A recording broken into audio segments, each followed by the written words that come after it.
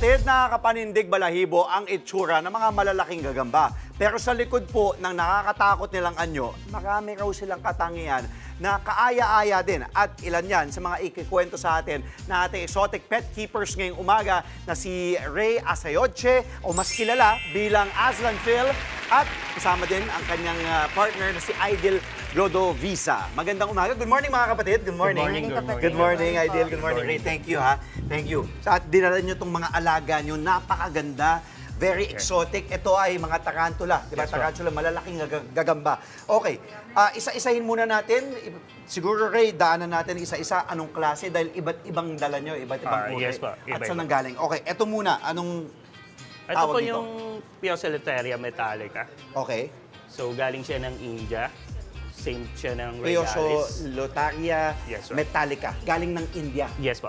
Anong tawag Same sa sila. kanila? Sila yung mga arboreal na tarantula. Ano ibig sabihin ng arboreal? Ibig sabihin, doon sila sa mga trees nakatira.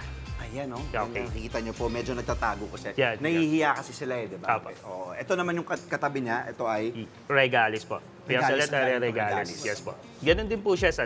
India din. Yes. Tapos nag-iiba lang yung pangalan niya dahil sa kulay, tama ba ako? Iba-ibang klase. Depende po doon sa locality na nanggaling sila. Galing. Yes po. Okay. So galing India itong dalawang Yeah. to. Ang Yes. ganda din ng kulay niya. Ayan, no? Ito po kung nakikita nyo.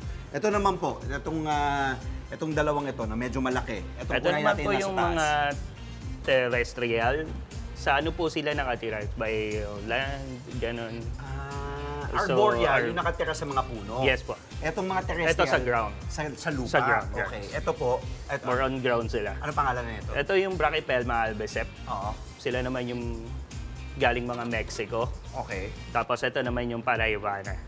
Pati So- nakikita ko, common name niya ay Brazilian Salmon Pink Bird Yeah. Eating Tarantula. So kumakain ng ibon to? Yes po. Ito. Possible na kumakain talaga sila ng mga bird. Kasi lumalaki po sila around 10 inches. Oo.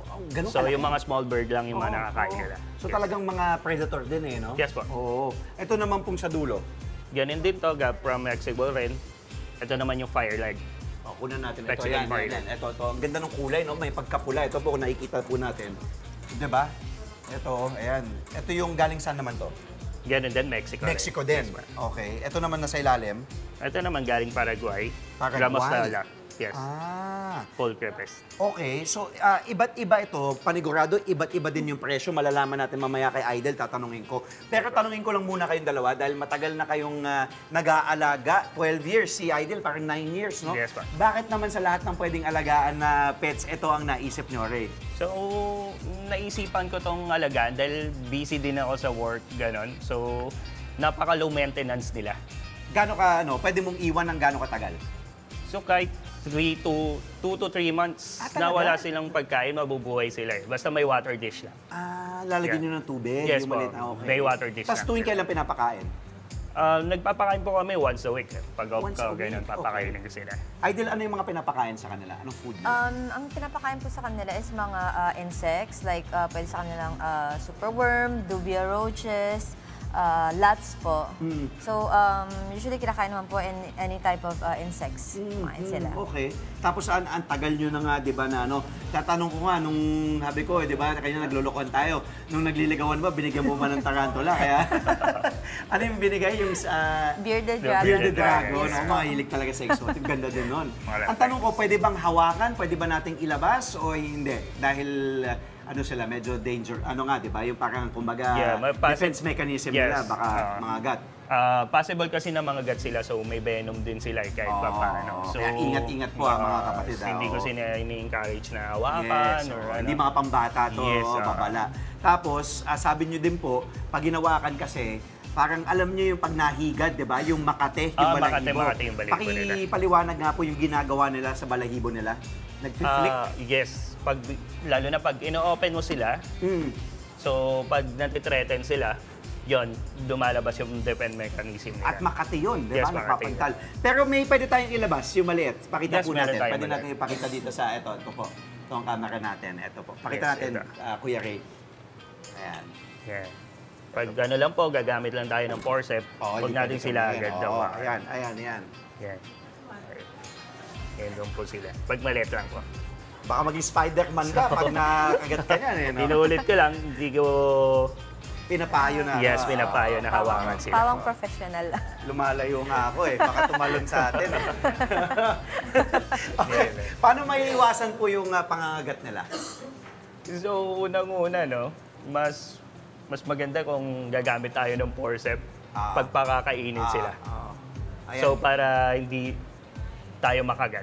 Kuya Bong, kuna mo dito. Kuna mo. Ito. Yes, kita lang, gagamit ka lang. Okay. Pwede na natin isa ka, no? Pwede na. paano ba sila yun, no?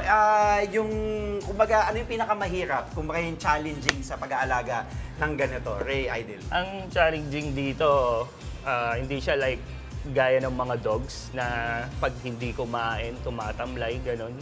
Makikita mo sa kanila. Sila naman, pag hindi kumakain, either na magmo-molt sila. Magpapalit ng balat. Talagang hindi sila kakain. Talaga? Grabe. So yung pinaka-challenging is talaga yung health issues. Kasi health issues. hindi nyo po madedetect sa kanila if may problem sa kanila. Yes, Unlike yes. nung mga domestic animals na pet natin, makikita nyo pag tumamlay or hindi kumain, alam na. Okay. Sila kasi, halimbawa na hindi sila kumain, pwedeng nagmo-molt lang sila. Meaning, magpapalit sila ng balat. Yan po yung exoskeleton nila. Tanong ko po, magkano sa ating mga kapatid na nanonood ngayon, gusto mag-alaga siguro, na iintriga, magkano, Ma'am Idol? Ang price range po ni tarantulas natin is nag-range siya around 4,000 to mga 8,000. There's factors po sa price range na yon. So nakadepende yon sa size nila, sa gender also po, and sa species. Okay. Kung anong klaseng species siya. Yung pinaka, ito kinukunan ni Kuya Bong, ito magkano to? Itong nasa dulo, ito. This around 8 to Ito na ito 10,000. yung pinakamahal. Yes, Tapos yung nasa dulo, yun yung sa kabila naman, yung pinakamura, yung 4,000, di ba? Yung Itong Gramostala. okay. Doon po sa mga gustong makontak kayo, mag-inquire, magtanong, saan po at paano po kayo mahanap, Sir Ray? May page po kami, Set Exotics. Pwede nyo kaming kontakin doon. So, yun, pag bumili kayo sa amin, may mga legal documents na rin po. Yan, Kasama. Z Exotics po Yes, sa po. Facebook. So, hindi lang tarantula, nakikita natin, di ba, kahit mga... Reptiles, marami. Yes, Oo, reptiles reptiles, po. marami. Oo. Yes po. Si Papa B, yung asawa ni Ma'am Dimples. Si Papa Boyet, sobrang Talaga. hilig sa... Grabe, ang dami din. Maraming salamat po sa pagbisita ngayong umaga. Sir Ray, Thank you, thank you. Ma'am Idol, maraming salamat po. At sa ating mga alagang tarantula, paalala po muli, hindi po para sa lahat, sa mga bata, kailangan po matinding ingat, babala po, pati syempre, kailangan alagaan sila ng mabuti. Maraming salamat muli, Thank Z you, Exotics po, sa Hayop Ka.